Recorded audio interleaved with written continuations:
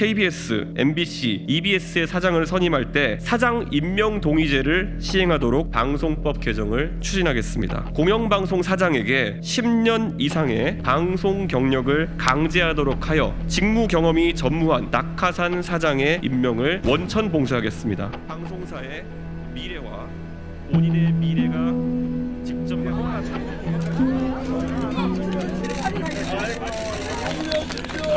개혁신당 장관님 어디시오?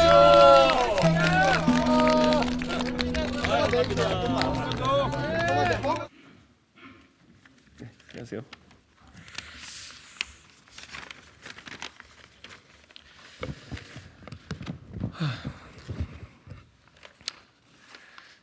이번에 제가 개혁신당에서 창당 과정에서 정강정책위원장이라는 직위를 맡았습니다. 아무래도 정치라고 하는 것은 시민들의 삶을 걱정하는 것이고 그것을 더 낫게 하기 위한 아이디어의 경쟁이라고 생각합니다. 하지만 작금의 정치는 오히려 정치가 시민들의 삶을 걱정하는 것이 아니라 시민들이 극한 대립으로 얼룩져가는 정치판을 걱정하는 모습으로 흘러가고 있습니다. 그간 정치권의 모습을 반성함과 함께 새롭게 그리는 신당의 미래에는 삶을 바꾸는 아주 구체적인 정책들이 함께 할 것임을 우선 약속드리겠습니다. 저는 제 탈당 선언문을 통해 앞으로 표가 깎이는 이야기를 하더라도 대한민국의 30년 미래를 위해서 올바른 설계를 하겠다고 이야기했습니다. 앞으로 개혁신당은 10대 기본 정책을 하나하나 발표하겠습니다. 그리고 중앙당 창당이 완료되는 시점에 그 모든 것을 포괄해내는 저희의 철학을 담은 정강을 발표하도록 하겠습니다. 오늘 발표할 첫 번째 기본 정책은 공영방송 사장 선임 구조 및 방송산업의 규제 완화에 대한 내용입니다. 이 이후에 또 언론대에서는 포털과 언론 공정성 문제에 대해서 다음 기회에 따로 다루도록 하겠습니다. 첫째, 개혁신당은 22대 총선 이후 즉시 공영방송, 즉 KBS, MBC, EBS의 사장을 선임할 때 사장 임명 동의제를 시행하도록 방송법 개정을 추진하겠습니다. 또한 공영방송 사장에게 10년 이상의 방송 경력을 강제하도록 하여 직무 경험이 전무한 낙하산 사장의 임명을 원천 봉쇄하겠습니다. 정권이 바뀜에 따라 공영방송을 장악하기 위한 시도가 정치권 내에서 반복되는 것에 대한 강한 문제의식을 국민들은 느끼고 있습니다. 그 과정에서 방송 관련 경험이 전무한 인사가 코드 인사로 선임되어 정상적인 경영보다는 공영방송사의 책무 중 일부인 보도 기능의 정치적 편향성만 다루어지는 형국입니다. 사장 선임에 대한 거부권은 오로지 보도 부문의 논조에 따른 유불리만 따지는 대통령의 것도 아니고 여야 정당의 것도 아닌 각 방송사의 미래와 본인의 미래가 직접 맞닿아 있는 방송 노동자들의 것이어야 정당성이 있습니다. 그리고 둘째, 개혁신당은 한국방송공사 KBS와 한국교육방송공사 EBS의 재원과 관련해 징수 비용이 과도해진 수신료를 폐지하고 수신료 총액에 상응하는 적극적 조세 지원과 재송신료 조정을 통해 대체해 나가겠습니다. 이것이 표 떨어지는 이야기일 수 있겠지만은 공영방송사는 역할이 지켜져야 합니다. 그리고 적극적인 조세 지원을 통해서 회계 투명성도 확보할 수 있습니다. KBS는 여타 방송사와 다르게 부여된 사회적 책무들이 있습니다. 재난 주간 방송사이기도 합니다.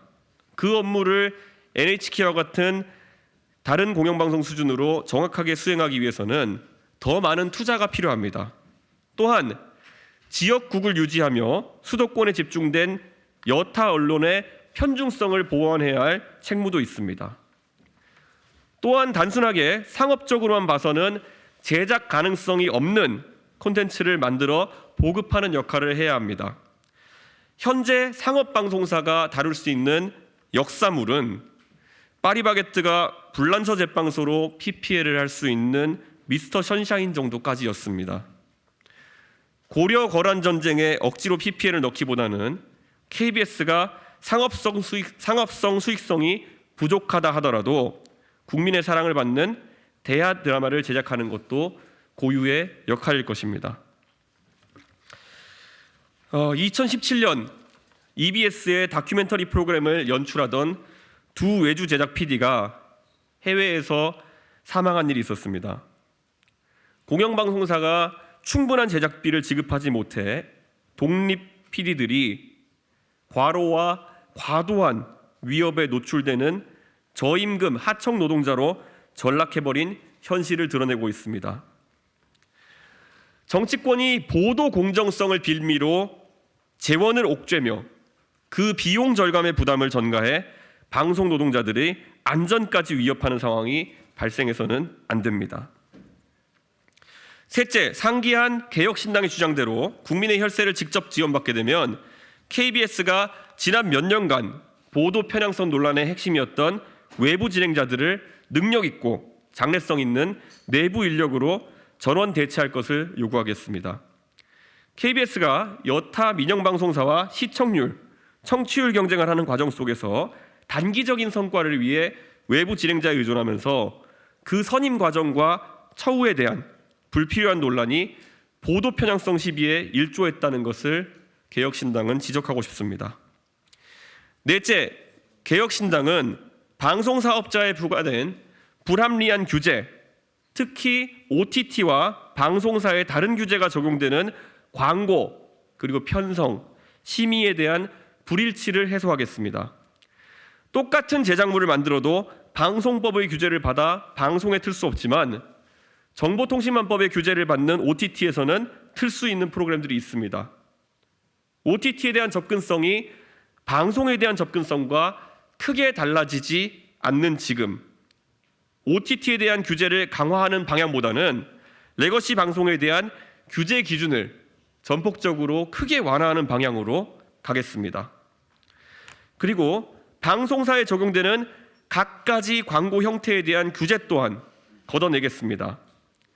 국제기구에서 합의된 것이라고는 하지만 모유 수유를 촉진하기 위해 분유 광고를 금지한다던가 어린이들을 위해서 햄버거, 피자, 콜라 광고를 금지한다는 조항들은 시대착오적인 측면이 있고 지하철역 스크린도어에는 이미 도배되어 있는 의료 관련 광고가 방송에서는 규제되는 것도 형평에 맞지 않습니다. 방송산업이 규제로 인해 창의가 억제되고 정치 갈등의 장이 되는 현실을 타파하기 위해 개혁신당은 앞으로 꾸준히 고민하고 의견을 내겠습니다. 감사합니다. 수고하셨습니다.